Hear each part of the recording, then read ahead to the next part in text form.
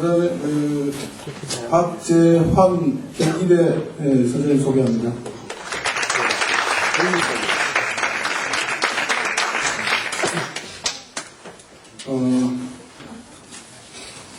미디어 미래연구소 이재영 선생님 소개합니다.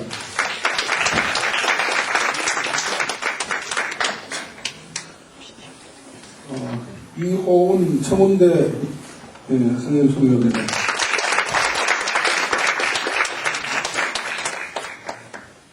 방송협회 윤성옥 선생님 소개합니다.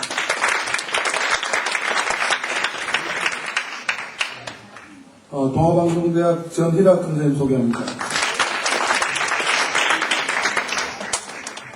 성균관대 백민숙 선생님 소개합니다.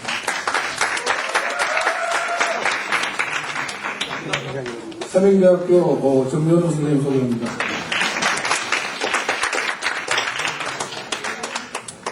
그리고 저를 포함해서 총 9분이 심사를 하게 되겠습니다. 우선 결선에 올라온 찬성, 반대 우리 학생들 소개하겠습니다. 우선 찬성측의 목포시 팀 인사하시죠.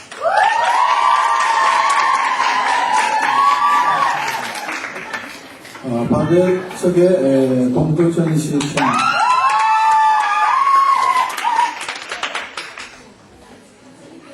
지금 4시 정관인 것 같아서 바로 토론을 진행할 수 있도록 하겠습니다.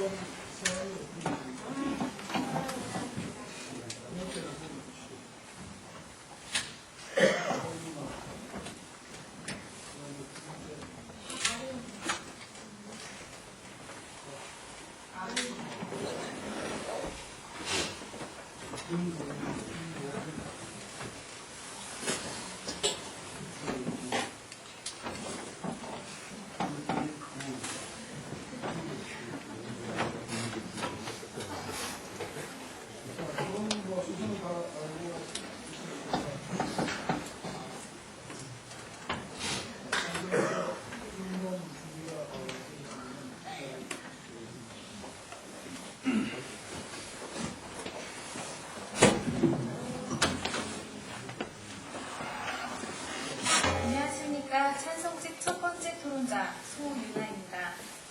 먼저 첫 번째 입론에 들어가기 앞서 정당 공천과 기초자치단체의 개념부터 정의하겠습니다. 정당 공천이라 함은 정당별로 일정한 지역의 당원들이 모여 그 지역의 국회의원 후보, 지자체장 후보, 광역의원 및 기초의원 후보를 당원 투표로 결정하는 절차를 말합니다. 또한 기초자치단체란 전국의 77개시, 88개군, 그리고 서울특별시, 광역시 및 각 도의 자치권이 있는 69개의 구가 포함됩니다. 여기서 서울특별시와 광역시, 자치권이 없는 구는 제외됩니다. 오늘 찬성 측 첫 번째 입론에서는 기초자치단체 선거의 정당 공천제를 폐지해야 하는 이유로 현재 정당 공천제의 시행의 문제점으로 두드러지게 나타나는 3가지를 요약해서 말씀드리고자 합니다. 첫 번째로 정당 공천제가 폐지되어야 하는 이유는 지방선거가 아닌 중앙선거의 대리 현상으로 전락하게 만들었다는 점입니다.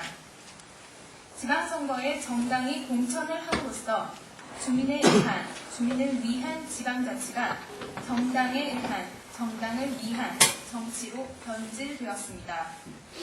지역사회의 비전과 이슈를 중심으로 유능한 지역 일꾼을 뽑아야 할 지방선거는 당초 취지와 달리 중앙정당의 대리전으로 왜곡되어 후보자의 정책과 공약에 따른 선택이 아닌 정당을 보고 선택하는 모습을 역력히 보여주고 있는 것입니다.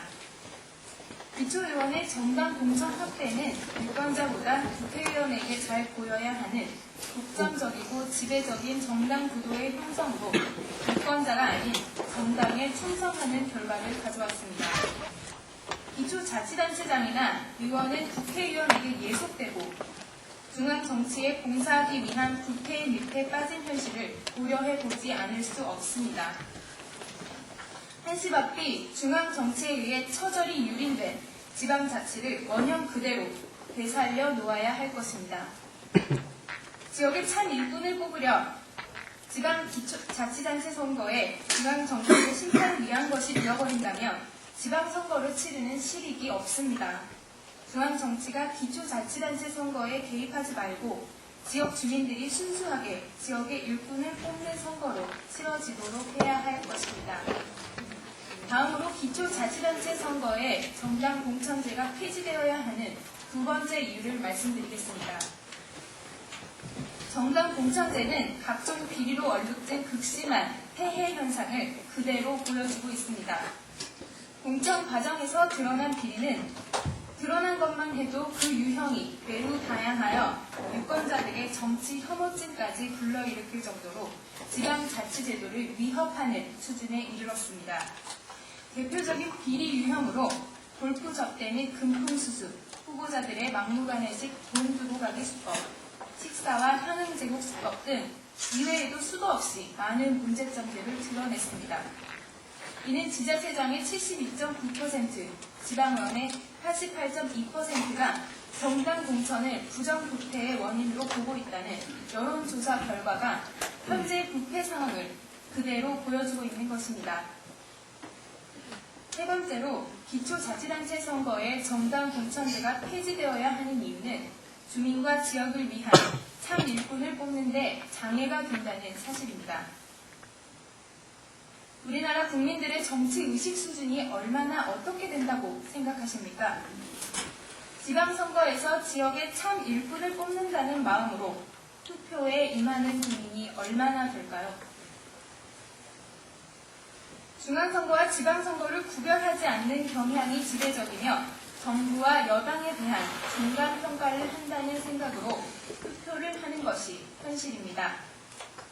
그러므로 정당 공천을 받은 후보의 인품과 자질이 다른 당 후보 또는 무소속 후보보다 더 우수하다는 보장을 어떻게 할 수 있을까요? 오히려 지역구 국회의원들의 무리한 헌금 요구와 횡포를 감당하지 못해 공천받기를 포기하고 무소속으로 출마한 후보들 중에 더 훌륭한 인재가 있을 수도 있습니다. 우리나라처럼 정치권의 민의 수용력이 낮고 정치인의 윤리 수준이 바닥을 치고 있어 정치에 대한 불만과 원성이 고조된 상황에서 지방선거에 정당 공천제를 시행하는 것은 진정한 의미의 지방선거로 치러질 수 없습니다.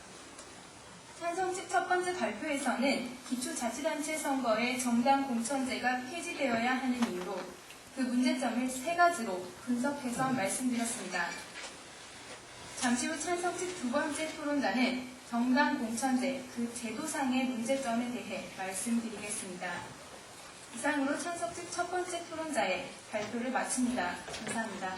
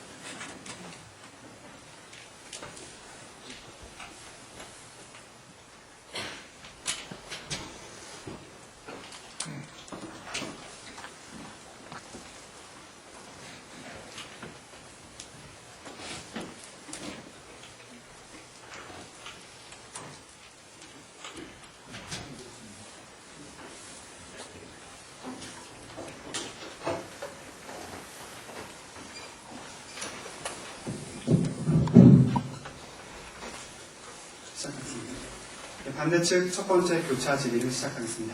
임명 잘 듣겠습니다. 네, 감사합니다. 우선 논의에 앞서서 좀 중요한 부분들을 좀 짚어보고 싶습니다. 우선 대한민국이 정당 정치를 인정하시는 점 알고 있죠? 인정하는 점 아시고 계시죠? 예, 그렇습니다. 예, 따라서 정당은 정치 활동을 할 수 있다는 것 맞겠죠? 예. 따라서 이 부분이 지방에서도 역시 정치 활동으로 필요하다는 점을 묻고 싶습니다. 지방에도 정치는 존재하죠? 예, 그렇습니다. 예, 그 부분을 먼저 확인해 봤습니다. 우선 공천제에 대한 지금 폐해를 말씀하고 계십니다. 그럼 이 공천제 제도 자체는 혹시 어떻다고 생각하십니까? 공천 과정상의 문제 현상이 발생되는 것은 사실입니다. 예, 그렇습니까? 따라서 제도 때문에 죄송합니다. 발생되는 질문을 이렇게 문제입니다. 많이 좀 짧게 네, 대답해 주십시오. 알겠습니다. 공천 제도 자체는 취지는 괜찮을 수 있다는 걸 인정을 하십니까? 제도상의 예. 다시 한번 취지, 그러니까 운영상의 문제를 말씀해 주셨는데요. 이 취지 자체에 대해서 어떻게 생각하는지 좀 여쭤보고 싶습니다. 그 긍정적인 취지에 대해서 부정하자는 것은 아닙니다. 예, 알겠습니다. 다음 질문 드리겠습니다. 그렇다면 지금 지방의원 선거가 약 14일로 규정되어 있는 거 알고 계십니까? 다시 한번 지방의원 선거가 14일로 규정된 거 알고 계십니까? 예, 그렇습니다. 예. 인론에서 국회의원들 선거라든지 문제들을 말씀해 주셨는데 오늘의 논제에 충실해서 기초자치단체 의원으로 좀 집중을 했으면 싶습니다. 선거기간 이외에는 선거운동 금지하고 있는 것도 알고 계시죠? 예, 그렇습니다. 예, 또 4대 지방선거도 동시에 실시되고 있습니다. 그렇다면 지금 기초의원에 대한 세세한 정보를 정부 유권자들이 충분히 접하고 있다고 생각을 하십니까? 어떻게 생각하십니까? 그렇게 생각합니다. 충분한 정보를 얻고 있다고 생각하십니까? 그것이 예. 개인의 의지에 따라 달린 것이 아닙니까? 대체적인 얘기를 제가 여쭤보는 겁니다. 대체적인 얘기라는 게 구체적으로 어떤 것을 말씀하시는지 예, 다음 질문 드리겠습니다. 개입하지 말고 그러면 순수하게 뽑는 방법이 바람직하다고 말씀을 하셨죠? 맞습니다. 주민이 순수하게 뽑는 것이 맞는 것이다. 예, 그렇습니다. 예. 지역 현실에 맞는 후보자를 선출해야 되는 것입니다. 예, 그건 당연한 것이고요. 그렇다면 지역 주민이 순수하게 뽑는 게 예를 들면 어떤 방법이 있습니까? 정당이 개입하는 것에 대한 문제점을 제가 그러니까 제기드렸습니다. 정당이 개입 안 한다면 어떤 것들이 있는지 좀 예를 들어 주시겠습니까? 구체적인 예에 대해서 반박때 제가 말씀드립니다. 꼭 말씀해 주시기 바랍니다. 예, 그렇다면 우리가 이전에 이 북부의 문제가 있었는지 없었는지 좀 여쭤보고 싶습니다. 정당공천제가 첫 해 몇 년에 실시가 됐습니까? 민선 1기가? 정확하게 알고 계시다면 답변. 아니, 95년입니다. 약 10년이 조금 남았죠? 그렇다면 그 전에는 부정부패의 문제가 없었습니까? 우리 정당 정치? 물론 부정부패의 문제가 존재했습니다. 예, 하지만 알겠습니다. 정당 공천제 시행으로 그 문제가 더욱 예, 심화되고 그렇게 알겠습니다. 예, 이상으로 교차 질의를 마치도록 하겠습니다. 감사합니다.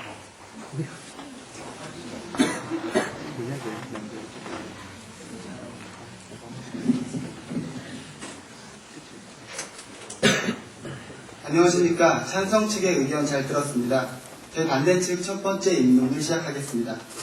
우선 반대 측 첫 번째 입론에 앞서 찬성 측 입론에서 나온 이야기를 한 가지 짚고 넘어가겠는데요. 찬성 측 입론자께서 공천받은 후보자가 무소속 후보자보다 뛰어나다는 판단 누가 하느냐고 물어보셨습니다. 그럼 저는 반대로 묻겠습니다. 그럼 반대로 공천받지 않은 후보자가 공천받은 후보자보다 뛰어나다는 판단은 누가 하는 것입니까? 이것은 투표를 통해 지역 주민들 스스로 가게 되는 것이겠죠. 찬성 측, 반대 측 첫 번째 의견 시작하겠습니다.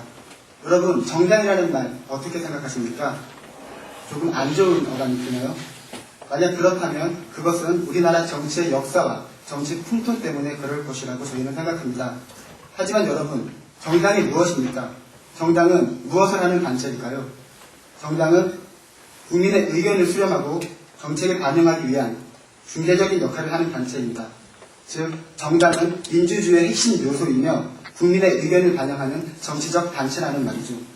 민주정치란 정당 정치라고 할 수 있고 지방자치도 민주주의의 한 일환입니다. 그러므로 지방선거에 정당이 개입한다는 것은 아무런 하자가 없습니다. 그 개입 방법이 바로 정당 공천제이고요.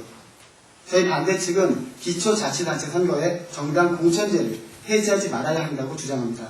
지금부터 세 가지 근거를 들어보이겠습니다. 첫째, 정당 공천제가 헌법 정신에 부합하기 때문입니다. 여러분, 어떤 제도를 도입할 때 가장 결정적인 기준이 무엇이라고 생각하십니까? 바로 헌법입니다. 그 헌법이 헌법 정신에 부합하는지 부합하지 않는지를 판단하는 기관은 바로 헌법재판소이죠. 저희는 2003년 5월 15일 헌법재판소의 한 판례를 예로 들겠습니다. 공직선거법 제84조는 특정 정당으로부터의 지지 또는 추천을 받음을 후보자가 표방할 수 없다고 되어 있습니다. 다시 쉽게 말하면 후보자가 정당으로부터 지지나 추천을 받았음을 밝힐 수 없게 되어 있는 것이 공직선거법 제84조인데 헌법재판소는 이 공직선거법 제84조에 대해 위헌 판결을 내렸습니다. 인물이냐 정당이냐를 선택하는 것은 결국 지역 주민들 스스로가 투표를 통해 할 것이지 정당이 알아서 할 것이 아니라는 이유 때문이었습니다. 또 다른 지방선거에서는 정당 공천제를 허용하면서 왜 기초자치단체 선거에서만 정당 공천제를 폐지하자는 것인지 그 명백한 차이가 없습니다. 기초자치단체 선거와 그 이외의 지방선거와 본질적인 차이가 없기 때문입니다. 둘째, 정당이 참여하지 않는 지방선거에서는 공직자의 책임을 제대로 추궁하기가 어렵게 됩니다. 정당 포함 없이 당선된 의원이나 단체장은 제대로 조직된 야당의 비판을 들을 기회가 없게 되는 것이죠. 여러분, 지방자치의 진정한 의미가 무엇입니까? 중앙정부 따로, 지방정치 따로, 이것이 진정한 지방자치입니까? 아닙니다. 지방자치와 중앙정부 간의 원활한 연계가 이루어질 때 그것이 바로 진정한 지방자치입니다. 그 매개체가 바로 정당이 될 수 있는 것이죠. 정당의 공천을 통해 당선된 후보자는 정당을 통해서 자기 지역과 중앙정부와의 더 원활한 상호작용을 이룰 수 있을 것입니다. 하지만 정당과는 별개로 당선된 사람은 권력의 개인화에서 오는 많은 부작용을 일으킬 수 있습니다. 개인이 정당에 속해 있으면 정당을 통한 상위 구조의 견제가 가능하지만 그렇지 않을 경우 정치 권력의 사조직, 사병화를 막을 길이 없어집니다. 이러한 현상은 미국의 많은 대도시 및 중서부 그리고 남부에서 볼 수 있습니다. 셋째, 공천제는 주민들에게 후보자에 대한 정보를 제공해 줍니다.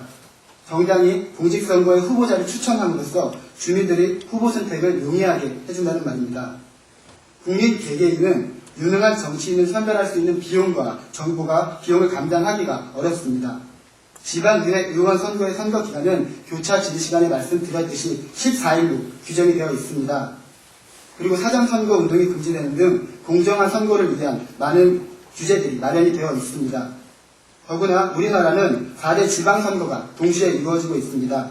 한 번에 4명의 지방 일꾼을 뽑게 되어 있는데 그 짧은 기간 동안 어느 후보가 누가 누구이고 어떠한 정치적 견해를 가졌는지 유권자들이 전부 파악하기가 힘든 실정입니다. 즉 어떤 후보자에 대한 정당의 지지나 추천 여부는 유권자들이 투표를 할 때 중요한 참고사항이 될 수밖에 없습니다. 그럼에도 불구하고 무리하게 후보자의 정당 표방을 금지한다면 어느 후보가 어떠한 정치적 성향을 가졌는지도 모르는 상태에서 주민들이 투표를 하게 될 것입니다. 아니면 아예 선거에 무관심하게 되어버릴 수도 있겠죠. 정리하겠습니다. 지금까지 저희 반대 측은 첫째, 정당 공천제가 헌법 정신에 부합하기 때문에, 그리고 둘째, 책임 정치를 구현할 수 있기 때문에, 셋째, 주민들에게 후보자에 대한 정보를 제공하기 때문에 이 세 가지 근거를 들어 기초자치단체의 정당 공천제를 폐지하면 안 된다고 주장하였습니다. 여러분, 정당 공천제는 정당이 지역자치단체장이나 지역의원을 스스로 결정하는 제도가 아닙니다. 후보자를 내세우는 방법에 대한 제도입니다. 이 부분을 저희는 모두 관대하여는 안 될 것입니다. 후보자에 대한 선택은 결국 선거를 통해 지역 주민들 스스로가 하게 될 것입니다. 정당들이 내세운 후보자가 마음에 들지 않으면 무소속 후보자를 뽑으면 되는 것이죠. 중요한 것은 정당 공천제 그 자체가 나쁜 것이 아니라는 점입니다. 찬성 측에게 묻고 싶습니다. 정당 공천제는 부정적인 측면만 있는 제도라고 생각하십니까? 아닙니다. 저희는 공천제는 분명히 좋은 점이 있다는 걸 지금 인론을 통해서 분명히 밝혀드리고 있습니다. 이상 찬성 반대 측 첫 번째 인론을 마치겠습니다. 감사합니다.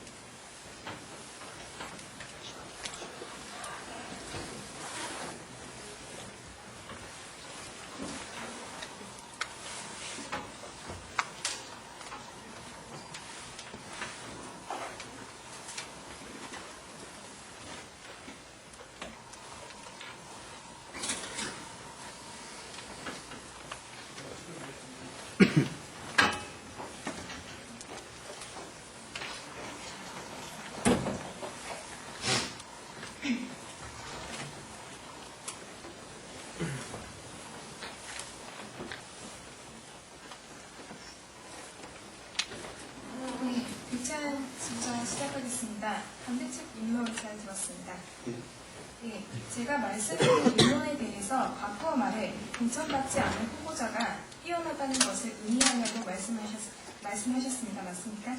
예, 공천받은 후보자보다 무소속 후보자가 더 뛰어나다고 말씀을 하시길래 그게 반대로 성향이 볼 수도 있다고 말씀드렸습니다. 지금 저는 말싸움을 하자고 하는 것이 아닙니다.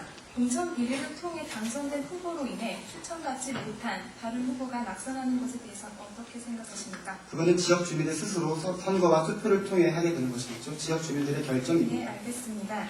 그리고 지방자치에 정당이 개입할 이유가 없다고 말씀하셨는데요. 맞습니까? 지방자치에 정당이 개입하는 것은 아무런 하자가 없다고 그렇게 말씀드렸습니다.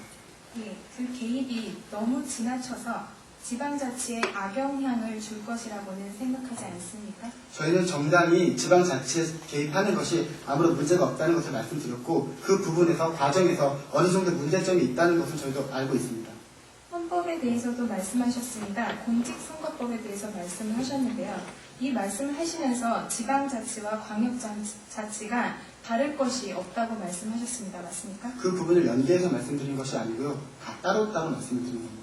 지방자치와 광역자치는 다를 것이 없다는 점을 분명히 말씀하신 걸로 아는데요. 분명히 지방자치와 광역자치는 다릅니다. 이 점에 대해서 어떻게 생각하십니까? 헌법 정신과 지방자치, 기초자치와 광역자치가 다를 게 없다는 부분을 연계해서 말씀드린 것은 아니고요. 저희는 분명히 기초자치단체와 광역자치단체가 같은 지방선거로서 본질적인 차이점이 무엇인지를 여쭤보는 것입니다. 지방자치가 따로 존재한다고 제가 말씀드리지 않았습니다. 또한 반대 측에서 주장하시는 것이 유기적인 관계를 말씀하시는 것 같은데요. 그 원활한 유리작용이 지나친 간섭으로, 제가 아까도 질문 드렸지만 지나친 간섭으로 문제점이 발생하는 것에 대해서는 어떻게 생각하십니까? 문제점이 어느 정도 과정에서 발생했다는 것을 저희도 인정을 했습니다. 네. 하지만 정당이 지방자치에 개입하는 것 자체를 반대하시는 것입니까? 또한 비용을 줄일 수 있다는 말씀도 하셨는데요. 어떤 근거로 비용을 줄일 수 있다는 말입니까? 제 입론에서는 비용을 줄 수 있다는 부분이 없습니다. 비용에 대한 얘기를 제가 들었는데요. 말씀하지 않으셨다고 해도 제가 궁금한 것은 공천 비리로 뒷돈이 오가는 것에 대해서 그 큰 금액의 뒷돈들에 대해서는 어떻게 생각하시는지를 묻고 있는 겁니다. 저는 분명히 비용에 대해서 말씀드린 적이 없고요. 그리고 차선측에서 말씀하시는 네, 지금 그 알겠습니다. 과정은 문제점이랑 똑같은 이야기입니다. 정당이 견제를 받을 수 있다고 하셨는데요. 정당이 책임을 진 사례를 들어주시죠. 저는 정당이 견제를 할 수 있다는 그 사실을 말씀드린 것이지 사례를 들어드리진 않았습니다. 그 사례를 구체적으로 제시해달라는 것입니다. 감사합니다. 감사합니다.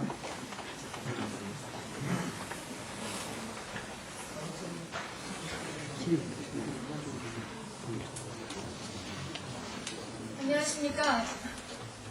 찬성 측 두 번째 입문자의 박아름의 입론 시작하겠습니다. 찬성 측의 입장을 표명하기에 앞서 먼저 반대 측 입론에 대한 간단한 반론을 제기하고 넘어가겠습니다. 반대 측에서는 교차 조사를 통해 정당 공천제의 긍정적인 취지를 인정하냐고 저에게 물으셨습니다. 말씀하셨던 정당 공천제의 정의, 그 안에는 민주적인 절차를 따라야 한다고 언급이 되어 있습니다. 모든 제도가 그 도입 시기에는 긍정적인 취지가 있다는 점을 밝히면서 도입을 추진합니다. 하지만 실제로 이번에 국회의원들이 긍정적 취지로 도입을 추진한 것이 아닌데요. 이 점에 대해서는 이어지는 반박에서 언급을 해드리겠습니다. 또한 앞에 교차조사에서도 여쭤봤지만 광역단체와 그 지방 기초자치단체의 문제를 드셨습니다. 광역단체에서는 왜 허용하면서 기초자치단체에서는 왜 폐지를 주장하시냐 하셨습니다. 광역단체는 기초자치단체와는 그 성격이 다릅니다. 두 가지의 업무를 가지고 있는데요. 해당 지역의 문제들을 다루는 것과 그 안에 속해 있는 기초자치단체들의 총관할을 하는 것이 그것입니다. 따라서 광역단체와 기초자치단체는 절대적인 비교가 불가능하다는 것을 말씀드립니다. 또한 정당 표방제에 대해 말씀하셨습니다. 저희는 정당 표방 자체를 금지하는 것이 아닙니다. 정당 공천제 없이도 예비 후보자는 자신의 정치적 소신에 맞는 정당에 자신의 입장을 표명할 수 있다는 점 말씀드리겠습니다. 그럼 지금부터 저희 찬성 측의 입장을 조금 더 구체화하도록 하겠습니다. 앞서 첫 번째 입론에서는 기초자치단체와 정당공천제의 정의, 그리고 정당공천제 그 시행상의 문제점들을 들어 말씀드렸습니다. 그에 이어 두 번째 입론에서는 정당공천제 그 제도상의 문제점을 말씀드리고자 합니다. 먼저 그 첫 번째 문제입니다. 여러분, 관권선거라는 말을 알고 계십니까? 이는 중앙정부가 선거에 개입하여 여당에 유리하도록 만드는 것을 말합니다. 인천일보 올해 10월 23일 기사에는 현 안양시장과 전국시장 공수협의회장인 신준대 시장은 지난 5.3일 지방선거 때 삼선 시장으로 당선되기 위해 안양시청 공무원들을 조직적으로 동원해 관권 선거를 치른 것으로 드러났습니다. 정당 공천제의 절차를 따라 공천된 후보들이 선거에서 좋은 결과를 거두었고 그 해당 정당이 많은 의석수를 차지했다고 가정합시다. 이때 당 공천을 받은 기초단체장이나 기초의원은 총선이나 대선에서 선거운동원으로 전락할 수 있습니다. 그럼 이때 해당 지역들의 문제는 누가 돌보고 누가 해결합니까? 정당공천제 제도상의 문제점 그 둘째, 이른바 묻지마 투표의 발생입니다. 정당이 같은 선거구에 2인 이상의 후보자를 추천했을 경우 후보자들의 기여는 단순히 가나다 순에 따라 1-가, 1-나의 순으로 배정하게 됩니다. 중앙일보 올해 6월 2일 기사에서는 가나다 순의 기호 배정 방법으로 선거에서 고배를 마신 서울 중랑구의회 성백진 후보를 예로 들어 각 정당이 후보를 복수로 추천하자 유권자들이 기호 가를 무조건 찍는 묻지마 투표 현상이 두드러진다고 말했습니다. 이는 현행 기초의원 기호 배정 방식이 국민의 평등권을 침해하는 것으로 정당 공천제의 폐지를 다시 한번 주장하는 바입니다. 정당 공천제 제도상의 문제점 그 세 번째, 후보 선출 방식의 문제입니다. 이번 5.3일 선거에서 기초자치단체 선거에까지 정당 공천제가 시행되었는데요. 이러면서 각 당들은 경선을 실시했습니다. 5.3일 지방선거 공천평가 보고서에 의하면 총선거 준비 지역 중에서 실제로 경선을 실시한 지역의 비율은 열린우리당 30%, 한나라당 25%, 민주당 31%로 나타났습니다. 그러나 이때 각 정당의 경선 실시 지역 중 100% 국민 여론조사 방식으로 실시한 지역은 28%에 불과해 기초자치단체 선거에서의 공천 과정에서 실질적인 상향적 방법은 이루어지지 않았던 것입니다. 정당 공천제 제도상의 문제점 그 네 번째는 후보를 판별하는 기준이 미비하다는 점입니다. 후보 지원자 개인의 도덕성이나 정치적 소신과는 관계없이 당사의 정치 자금이나 공천 헌금의 액수에 따라 단체장 후보에 추천되는 결과가 초래될 수 있습니다. 그 실례로 이훈구 서울 양천구청장과 유재훈 전 서울시장 의원은 원래 중졸임에도 불구하고 5.3일 지방선거 후보자 등록을 준비하면서 돈을 주고 대리시험을 치르게 학력을 조작한 것이 밝혀졌습니다. 정리하겠습니다. 지금까지 찬성 측에서는 두 번의 입론을 통하여 정당 공천제의 제도상 그리고 시행상의 문제점을 들었습니다. 여러분, 5월 동주라는 말이 있습니다. 이는 서로 원수지간이면서도 같은 목적을 달성하기 위해 협력하는 상태를 일컫는 말입니다. 서로 이념이 다른 여러 정당들도 한 목소리로 공천제의 폐지를 논하고 있는 가운데 이렇게 여실히 드러나는 수많은 문제점들을 안고 제도를 유지하는 것은 계속적인 폐해만을 야기시키는 게 아닐까 싶습니다. 따라서 저희는 기초자치단체 선거의 정당 공천제의 폐지를 강력하게 주장하는 바입니다. 이로써 찬성 측 두 번째 입론 마치겠습니다. 감사합니다.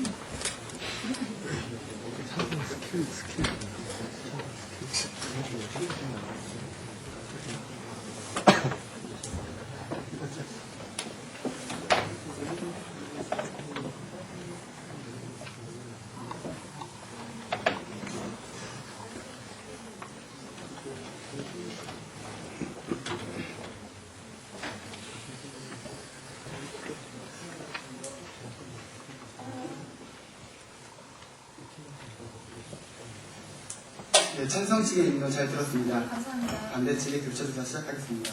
저희가 가장 기본적으로 묻고 싶은 게 있는데요. 계속해서 정당 공천 자체를 반대하시는 건지 아니면 지방 자체에 정당 공천의 개입을 허용해도 된다는 것인지 왔다 갔다 하시는 것 같은데 어떻게 생각하십니까? 네, 물론 저희 측에서는 공천제 폐지를 주장하는 바입니다. 예, 그러니까 정당이 지방자치에 개입하는 것을 인정한다는 것입니까? 개입이라기보다는 유기적인 협조체제라고 보고 있습니다.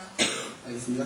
분명히 공천제를 폐지해도 후보자가 정당 표방을 할 수 있다고 말씀하셨습니다. 맞습니까? 네, 맞습니다. 그렇다면 정당 공천제를 폐지해도 정당의 개입이 계속될 것이라고 인정하시는 겁니까? 말씀드렸다시피 개입이라고는 보지 않고요. 지방자치는 홀로 존재하기가 어렵기 때문에 그렇게 말씀드렸습니다. 예, 제 질문에 대한 대답을 해주시기 바랍니다. 분명히 공천제를 폐지해도 후보자가 정당 표방을 할 수 있다고 말씀하셨고 그것은 정당 공천제를 폐지해도 정당의 개입이 계속될 것이라고 인정하시는 건 아닙니까? 정당 표방에 대해서는 인정하는 바입니다만 그로 인한 문제점이 너무 많기 때문에 공천제를 폐지하자는 것입니다. 그렇다면 공천제를 폐지해도 정당의 개입이 계속될 텐데 공천제를 폐지한다면 찬성 측에서 말하는 그런 문제점들 다 사라지는 것입니까? 공천제를 폐지해도 정당의 개입이 계속될 텐데요. 저희 측은 그렇게 보고 있지 않고요. 말씀드렸다시피 정당의 개입이라기보다는 저희는 지방과 중앙과의 유기적인 협조가 필요하다고 보고 있습니다. 다음 질문 드리겠습니다. 정당 공천제로 인해 지방자치가 이 불이익을 받을 수 있다고 말씀하셨습니다. 맞습니까? 다시 한번 질문해 주시겠습니다. 정당 공천제로 인해 당선된 후보자가 정당 공천제로 공천을 받는 후보자가 당선이 되면 지방의 이익에 불이익을 준다고 말씀하셨습니다. 맞습니까? 그럴 수 있다고 말씀드렸습니다. 그것은 당선된 단체장이나 의원에게 정당이 부당한 압력을 가한다는 뜻인가요? 부당한 압력일 수도 있고요. 그로 인한 비리일 수도 있다고 봅니다. 그 말은 당선된 단체장이나 의원이 정당의 압력에 무조건 응한다고 보고 있기 때문입니까? 정당의 힘은 막강합니다. 따라서 그 예비 후보자들은 그에 대해 따를 수밖에 없다는 생각을 가지고 있습니다. 정당의 압력에 무조건 응한다는 말씀이신가요? 무조건이라는 말씀을 드리지 않았고요. 그렇습니다. 저희가 사례를 들어드리겠습니다. 한나라당 지방자치위원장 권오일 의원은 자기도 지방의원 출신이다. 하지만 중앙당과 국회로부터 부당한 간섭을 받은 적이 없다. 중앙당은 그럴 만한 여력과 시간이 없기 때문이다라고 인터뷰 내용에서 밝히고 있습니다. 이렇게 어느 한 사례를 가지고 일반화시키는 것은 분명한 오류가 있다고 생각을 합니다. 다음 질문 드리겠습니다. 정당 공천제로 인해 지방자치가 훼손될 수 있다고 말씀하셨습니다. 맞습니까? 네, 맞습니다. 그것은 공천을 받은 후보자가 당선이 되면 지방의 이익에 역행한다는 말씀이시죠? 역행하는 것은 아니고요. 정당 공천제로 인해 공천된 후보들은 그 중앙당의 일에도 더 관여를 해야 하기 때문에 기초자치단체 문제에 소홀할 수 있다는 말씀입니다. 그 말은 찬성 측에서 근거로 제시하신 중앙의 예속화와 같은 근거로 봐도 되겠습니까? 정확히 일치한다고는 볼 수 없습니다. 비슷한 근거인 거죠. 두 개로 말씀해 주셨습니다. 이만 교차조사 마치겠습니다. 감사합니다.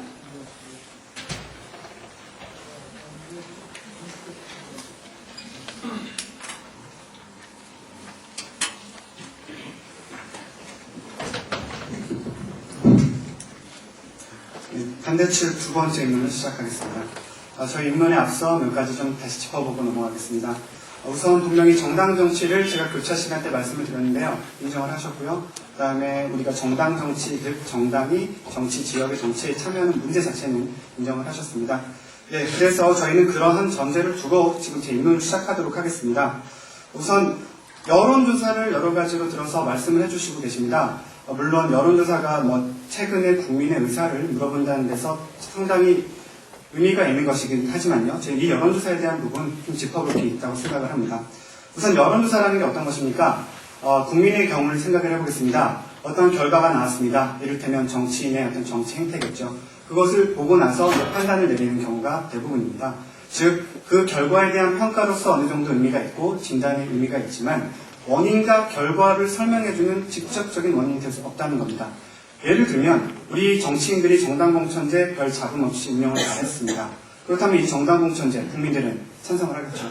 따라서 이 부분은 그 진단의 의미로서만 좀 생각을 하길 바라고요. 저희 스스로도 문제점들을 지금 계속 인정을 하고 있습니다. 단 문제를 해결해 나가는 방법에 대한 차이라는 점 말씀드리고 싶습니다.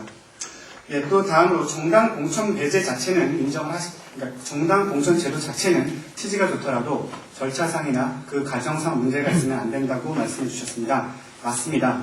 그럼에도 불구하고 입론에서 근거 1, 2, 3으로 드신 부분이 제도상의 문제점이라고 하시면서 말씀을 하고 계십니다. 제도상에는 문제가 없다는 점은 인정하셨는데 계속 그렇게 말씀을 하고 계시죠. 즉 시행상의 문제점과 제도상의 문제점 두 가지를 얘기하셨다고 했지만 제가 들을 때에는 시행상의 문제점 한 가지가 아닌가라고 정리를 좀 해보고 싶습니다. 예, 반대측 두 번째 인론을 시작하겠습니다. 저희는 첫 번째 인론을 통해서 정당 공천제가 헌법 정신에도 부합하며 또 이를 잘 활용했을 때 정당 민주주의 발전에 도움을 준다는 점 주장을 했습니다. 여러분, 김영준 국민대 정치대학원 교수는 공천제의 문제는 제도 자체의 문제가 아니다.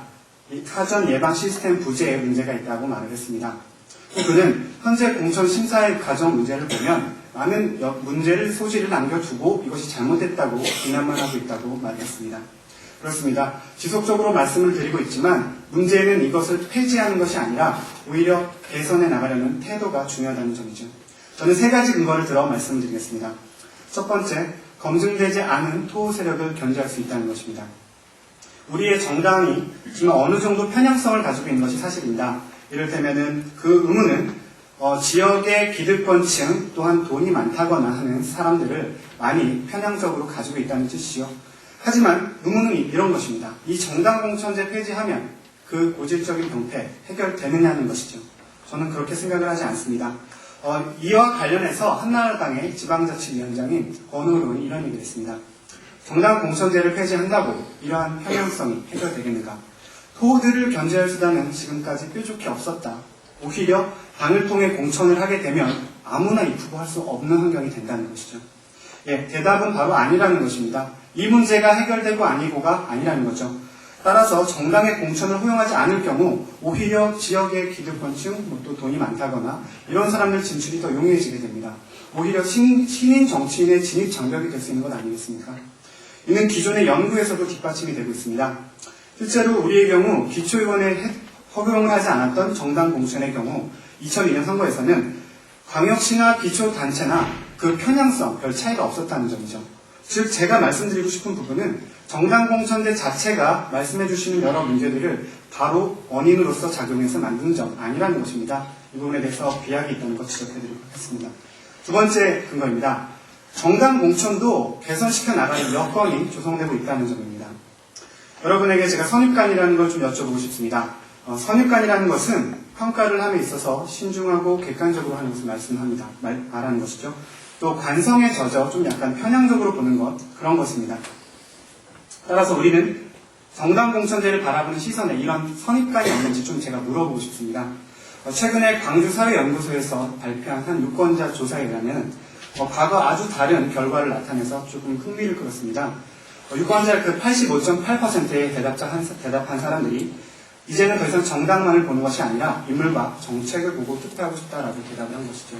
물론 아직까지 그 수가 점차 확산되어 가고 있는 시점이지만 저는 이 부분에서 가능성을 좀 찾아보고 싶습니다. 즉 과거에는 많은 문제들이 있었던 정당의 일환으로 이용됐던 부분들이 이제 개선될 여지가 우리 유권자 스스로에게 있다는 점입니다. 또한 선거관리위원회 활동, TV 미디어의 정치 활용, 또한 조중동 등 전국지의 매니페스토 운동이 많이 확산되고 있다는 점 우리는 활용해야 될 여지가 있는 것이죠. 예, 세 번째 근거입니다. 정당 공천제는 오히려 양성화, 투명화시키는 것이 보다 합리적인 것이었죠. 제가 서두에 말씀드렸듯이 문제에 대한 폐지가 아니라 개선해 나가려는 태도라고 했습니다. 즉 정당 공천이 만약에 폐지된다면 지방선거의 정당 순순히 물러나겠습니까? 그렇지 않습니다. 오히려 불법, 위법 또한 밀실거래 횡행할 수 있다는 것이죠. 이랬을 경우에 우리의 불법 정치가 오히려 고차가 됩니다. 이 문제 우린 오랫동안 경험해 왔지 않습니까? 이에 대해서 많은 당선자들이 이런 얘기를 했었습니다. 어차피 기초단체의 활동으로 정당과 맞물려 있다. 이를 배제한다는 것은 눈 가리고 아웅하는 격이라는 거죠. 맞습니다. 유권자에게 적극적인 참여를 유도하고 선거 관리 과정을 투명하게 하는 것이 보다 중요하다는 점 근거로 들어 이상 반대측 입론을 마치도록 하겠습니다.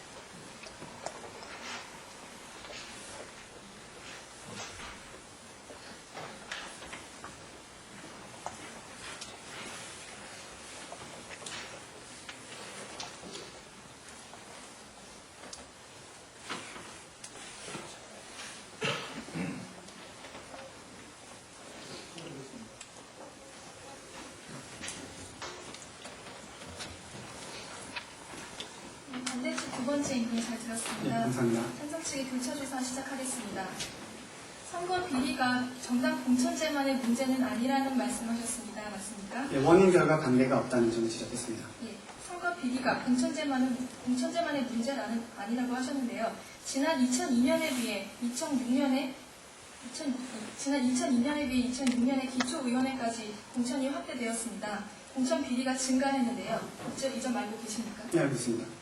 이것에 대해서 어떻게 생각하십니까? 정당 공천제 시행해도 예, 그건 결과이죠. 제가 원인과 결과의 관계가 없다는 점을 지적한 것입니다.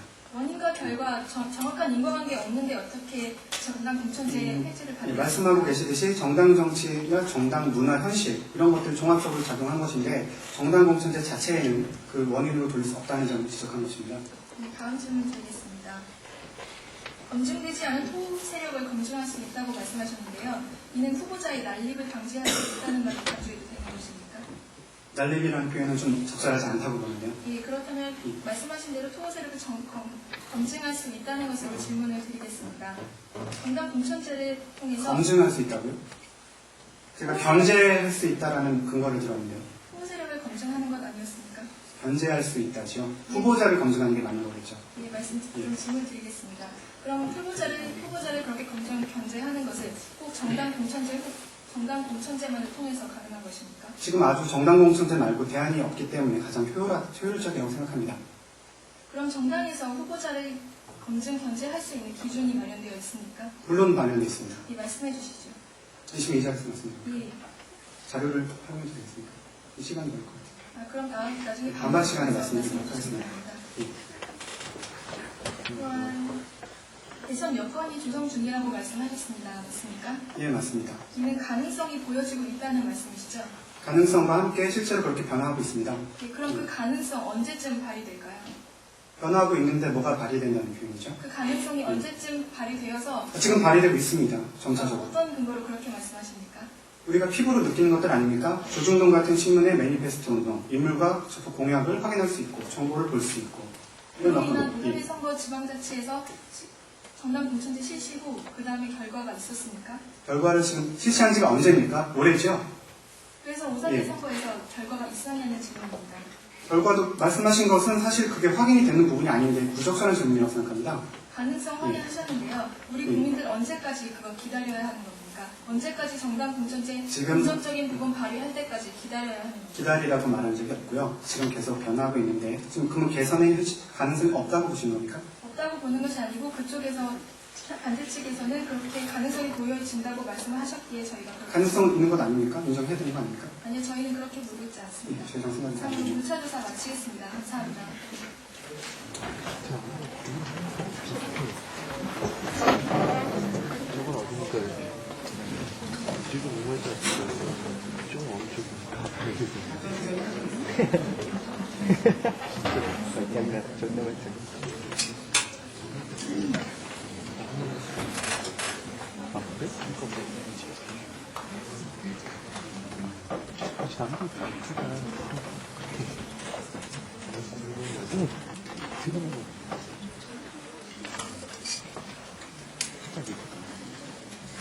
그런 건 잘할 것 같은데? 소박소박 하는데?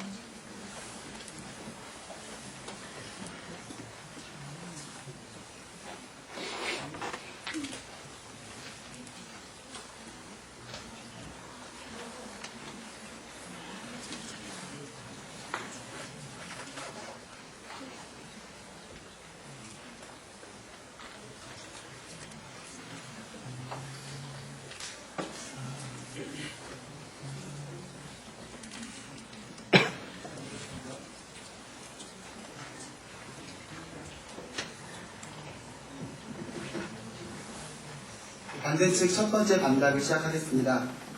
찬성 측에서는 지방 기초자치단체 정당 공천제를 폐지해야 한다고 주장하시면서 총 6가지 근거를 들어주셨습니다. 첫째, 지방선거의 중앙선거 대리 현상, 그리고 비리로 인한 폐해, 지역과 주민을 뽑는 데 장애가 된다. 묻지마 투표, 후보 선출 방식의 문제, 후보 선별 기준이 미비하다라는 점 등을 들어서 정당 공천제를 폐지해야 한다고 주장하였습니다. 지금부터 반박을 해드리겠습니다. 우선 방금 전 교차 질의 시간에 우리나라 정치현실이 개선의 가능성이 없는 건 아니라고 인정하셨습니다. 즉 개선의 가능성이 있다는 걸 인정하신 거고요. 저희는 정당 공천제를 폐지하는 것은 정당을 통한 민주주의가 발전할 가능성이 완전히 불가능하다는 판정이 내려진 후에야 생각해야 할 문제라고 생각합니다. 정치현실이 발전할 가능성이 있는데 지금 이미 도입된 정당 공천제를 폐지하자는 건 좀 말이 안 된다고 생각합니다. 지방선거의 대리전화 말씀해 주셨습니다. 지방의원 선거기간은 말씀드렸듯이 14일로 규정이 되어 있습니다. 선거기간 외에는 선거운동을 금지하고 있습니다. 이런 이유 때문에 유권자들이 광역단체장도 아니고 광역의원도 아니고 기초단체장도 아니고 기초의원의 정보까지 세세하게 알기는 힘들 실정입니다. 오히려 지방선거에서의 정당 간 공정한 경쟁은 유권자들에게 좋은 정보를 줄 수 있습니다. 오히려 경쟁이 없다면 그것이 더 문제일 것입니다. 계속해서 비리 문제 말씀해 주시고 계십니다.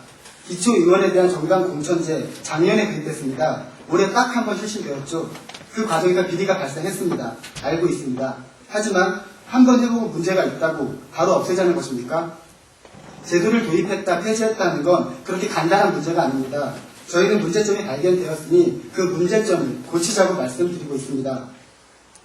공천 과정에 지역 당원들과 주민들을 참여시키는 등 공천 과정을 투명하게 하면 공천 비리 갈수록 줄어들지 않겠습니까? 그리고 또 하나 묻겠습니다. 공천을 받지 않고 당선된 사람이라고 해도 얼마든지 비리를 저지를 수 있는 것입니다. 정당 공천을 받은 사람은 비리를 저지르고 공천을 받지 않은 사람은 비리를 저지르지 않는다는 생각 무슨 근거인지 묻고 싶습니다. 우리나라의 국민 수준이 낮다는 말씀을 해주셨습니다. 지역의 참 일꾼을 뽑는 사람이 얼마나 되느냐라고 말씀해 주셨습니다. 상당히 막연한 주장인 것 같은데요. 정확한 판단 근거가 무엇인지, 우리나라의 국민 수준이 낮고 정치적 의식 수준이 낮다는 정확한 판단 근거가 무엇인지 제시해 주시기 바랍니다. 지방자치에 의해 지방자치가 정당의 개입으로 인해 훼손될 거라는 요지의 말씀을 해주셨습니다. 그럼 묻고 싶습니다. 지방자치는 중앙과는 완전히 독립된 별개의 개념인지 저희가 묻고 싶습니다. 아니죠. 지방자치는 중앙정부와 효율적으로 연계되어야 합니다. 그것이 진정한 지방자치인 거죠. 그 연결의 매개체를 정당이 할 수 있다고 저희는 꾸준히 말씀드리고 있습니다. 정당이 없다면 중앙과 지방자치 간의 연결고리는 더욱 희미해질 것입니다. 오히려 지방이 중앙과도 정당과도 멀어진다면 그것이 더 문제가 될 것입니다. 지방 권력의 독점과 사조직화, 중앙과의 연계 부족으로 인한 행정적 피해 등이 그 예입니다. 정당 공천제는 정당이 지방선거에 개입할 수 있는 한 방법입니다. 그 자체로 저는 나쁠 게 없다는 것을 저희는 말씀드립니다. 그리고 기초단체 의원의 경우에는 중앙당에서 하향식으로 공천을 하는 경우는 그리 많지 않습니다. 예를 들어 광역단체장, 경기도지사나 서울특별시장, 강원도지사, 그런 광역단체장의 경우에 정당 공천, 하향식의 경우 분명히 있습니다. 하지만 저 작은 도시, 작은 군, 그런 모든 지역의 기초단체 의원회까지 중앙당에서 일괄적으로 하향식으로 공천을 주는 경우는 그리 많지 않습니다. 이상 첫 번째 반박 마치도록 하겠습니다.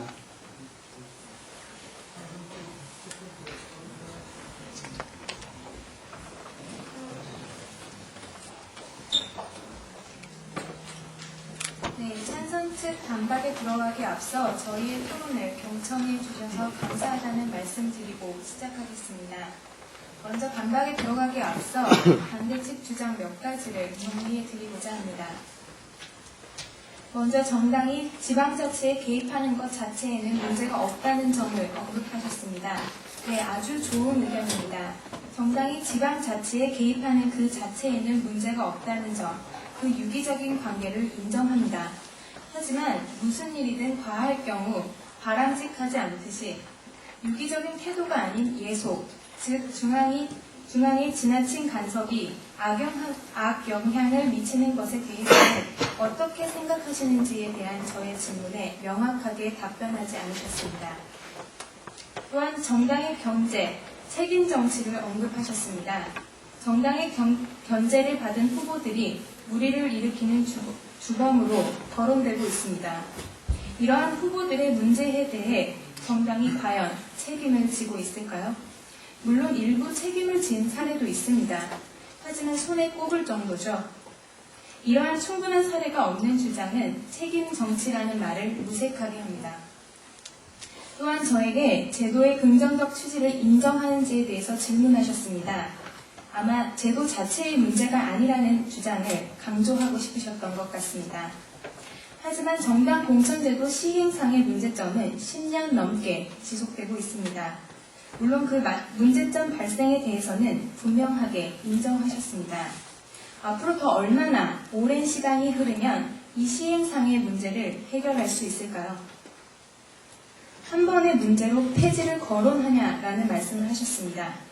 현실에 적용되지 못해서 어쩔 줄 몰라 헤매던 제도가 썩어 굶어서 5.3일 지방선거에서 펴진 것이죠. 제도는 현실에 적용되어야지 빛을 발하는 것입니다.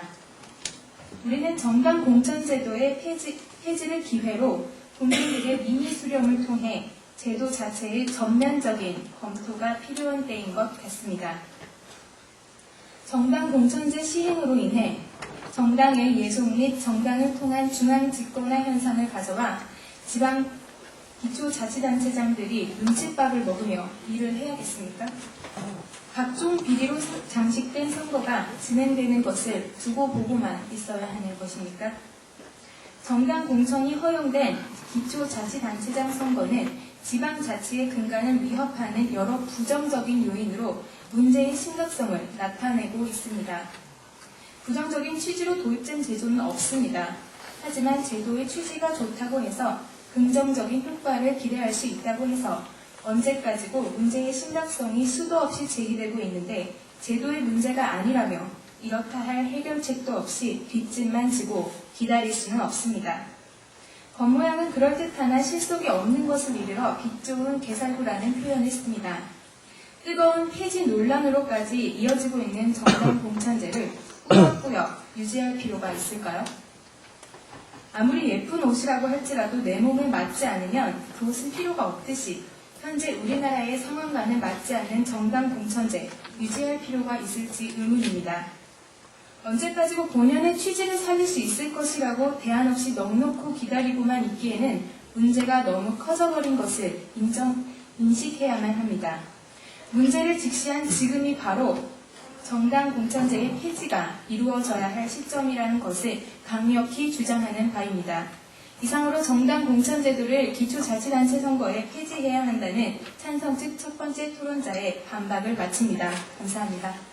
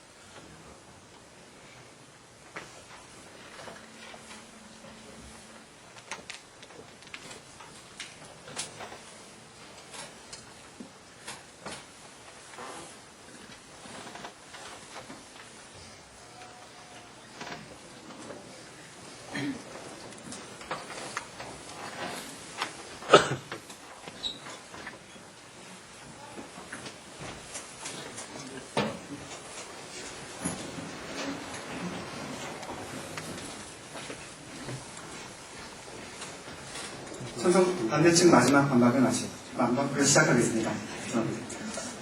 우선 저희 반박에 앞서서 몇 가지 좀 다시 말씀드릴 점이 있습니다. 우선 저희가 지금 말씀을 여러 가지 반박을 해주시고 계시는데요. 저희가 제시했던 근거들에 대한 직접적 반박을 못 들은 것 같습니다. 다시 한번 정리 좀 해보겠습니다. 저희가 헌법 정신에 위배되지 않는다. 다음 정당을 통한 견제가 이루어지고 있다. 후보자에게 정보 제공하고 있다. 이 중에서 헌법 정신에 대한 직접적인 언급이 없으신 것 같습니다. 나머지 반박을 좀 말씀해 주시고요. 다음으로는 토우 세력 견제 그리고 양성화 투명하자는 부분에 있어서 좀 말씀을 나머지 반박 동안 좀 해주시기 바랍니다. 예, 저희 반박을 시작하겠습니다. 우선 정당이 정말 제대로 된 문제를 내놓는다면 그것은 바람직할 수도 있다는 점을 말씀드리고 싶습니다. 이유는 이렇습니다. 상대 측에서도 정당 제도 자체는 잘 활용만 된다면 괜찮다는 점을 저희가 인정을 한 거라고 지금 생각을 하고 있는데요. 말씀하신 대로 절차상 과정상에 많은 문제가 있습니다. 제가 이 점을 좀 분명히 하고 싶습니다. 저희는 지금 이번 대회를 틀어 저희의 잘못된 점, 즉 문제점이 있다는 것만큼은 반드시 인정을 하고 있습니다. 실제로 있는 문제를 인정하지 않는다는 건 바람직한 게 아니지 않습니까? 단 그 문제 해결하는 방법에 있어서 지금 이 자리에서 토론을 하고 있는 것 아니겠습니까? 저희는 폐지보다는 이 문제 개선의 여지 있기 때문에 개선해 나가자고 주장을 하고 있습니다. 우선 공천에 대한 방법 제가 말씀드리기로 했습니다. 공천이 지금 어떻게 이루어지고 있는지 그 과정상에 대한 예가 되겠는데요. 이 과정에서 또 상향식이라는 개념이 포함이 됩니다. 한 예를 들겠습니다. 저희 나라 일당, 지금 우리나라의 일당이 지방 한나라당의 경우 이번에 지방선거를 치르면서 많은 문제점들을 발견을 했고 또 시인을 하고 있습니다. 문제는 저희가 계속 말씀을 드리고 있듯이 이 문제의 해답은 결국 주민이 투표를 통해서 뽑는다는 점 분명히 말씀드리겠습니다. 이들은 실제로 공모 방법, 경선 관리 방안 등에 대한 기준을 제시하고 있습니다. 예를 들면 중립성, 지역성 등을 예로 들어서 기준을 정하고 있고요. 또 이것을 토대로 해서 당내 인사, 당외 인사, 또 전문가, 소외계층을 다 포함한 공정성 있는 그 심의위원회를 구성하려고 노력을 포함했다는 것입니다. 또 이를 선관위에다가 위탁하겠다고 공표를 한 바가 있죠. 이런 것들이 물론 얼마나 잘 지켜지느냐 또 이렇게 질문을 하신다면 저희도 잘 지켜지길 바랍니다는 대답밖에 못 드리겠습니다. 하지만 중요한 것은 이러한 노력들 당 스스로의 자구적인 자구책들이 과연 폄하되어서 되겠습니까? 저희 앞선 임명자를 통해 말씀드렸지만 현재 정치 현실에 대한 개선이 불가능하다는 판단이 나오기 전에는 모든 방법을 동원해 개선시켜 나갈 것입니다. 네, 두 번째 예입니다. 지역 토우 세력에 대한 과다 진출에 대한 얘기 제가 드렸는데요. 이미 저희 나라 경우도 예를 들었고 미국의 경우 저희가 직접적으로 예를 들 수는 없겠지만 한 예를 들어보고 싶습니다. 웰치와 블라드스의 경우는 미국 도시정부 개혁자들이 그 대상으로 한 그 연구 결과가 있었는데요. 실제로 정당 공천을 배제했을 경우 기초의원의 상위 계층이 더 뚜렷하게 나타났다는 점 이런 예가 있습니다. 이것은 여러 가지 풍토나 그릇이 다른 경우이지만 분명히 저에게 시사하는 점이 있다는 것 반드시 말씀드리고 싶습니다. 다음으로 중앙과 지방의 효율적인 그 연계 방금 말씀을 하셨습니다. 예, 바로 그렇습니다. 예를 들면 저희는 정당을 통해 보다 조직적이고 더 체계적으로 활동하는 것이 보다 민의를 수렴하는 데 맞지 않느냐는 것이죠. 만약에 의원이나 단체장이 개별적으로 중앙에다가 입김을 든다고 생각해 봅시다. 과연 어느 정도가 효과가 있었겠습니까? 저희는 분명히 한계가 있다고 보는 겁니다. 이 경우 오히려 지적하신 중앙의 독주 문제 발생하지 않겠습니까? 예, 마지막 근거입니다. 지방자치도 분명히 정치라는 점을 관광하고 계신 것 같습니다. 지금 행정에 대한 말씀을 계속했지만 지방정치의 그 행정적인 부분, 즉 상하수도, 도로관리 등의 부분도 결국 희소한 자원 배분하는 정치 과정이라는 겁니다. 이 정치 과정을 수행해야 할 주체인 정당 반드시 필요하다는 점을 말씀드리면서 마지막 반박을 마치도록 하겠습니다. 감사합니다.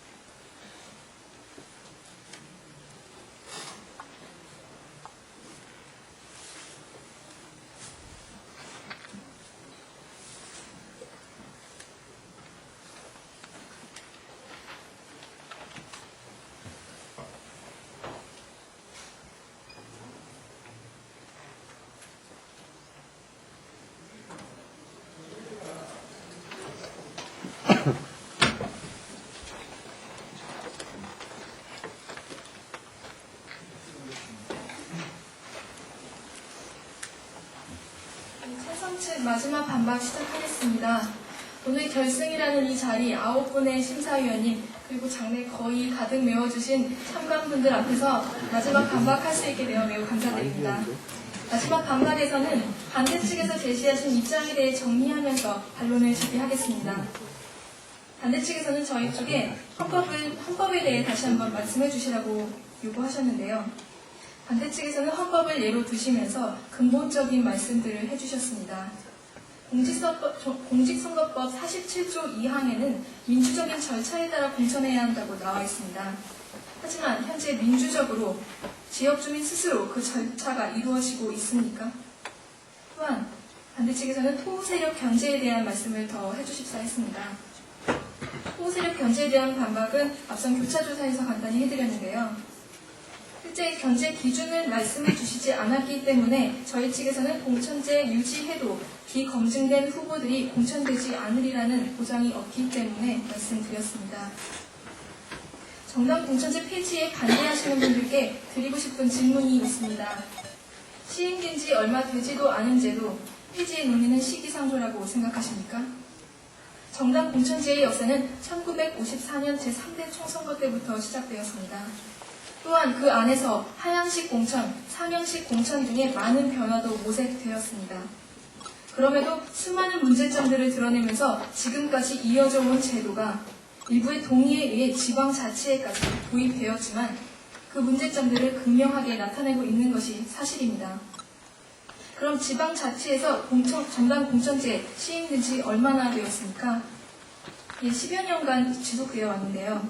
그동안 많은 시행착오들이 있었습니다. 제도 언제까지 그럼 우리 국민들은 기다려야 합니까? 또 10년을 더 기다려야 하는 것입니까? 앞선 저희 입론에서 밝혔듯이 정당 공천제 도입을 추진한 국회의원들의 부정적인 의도를 말씀드린 바 있습니다. 이에 대해 더 자세히 말씀드릴 텐데요.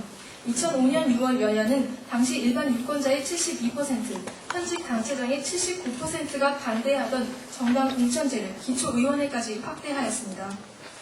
학계와 시민단체까지 완료하였지만 국회는 막무가내였는데요. 단체장에게 지역구의 영향력을 나누어주고 싶지 않은 국회의원들이 지방선거법을 그대로 개정해버린 것입니다. 다수의 국민의 의견은 무시한 채 일부의 국회의원들끼리의 동의에 의해 통과된 제도, 그 긍정적인 효과를 발휘할 때까지 국민들은 얼마나 더 기다려야 하며 이 정치에 대한 불신은 얼마나 더 지속되어야 합니까?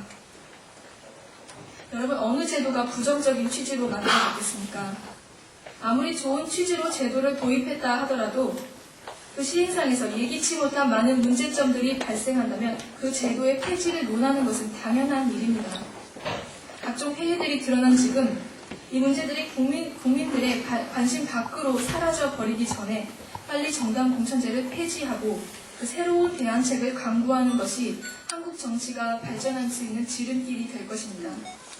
제도는 현실에 맞게 적용하려고 만든 것입니다. 현재 우리나라 현실은 몸에 맞지 않는 옷을 입고 있습니다. 그럼 꼭 맞는 옷을 갈아입으면 되는 것 아닙니까?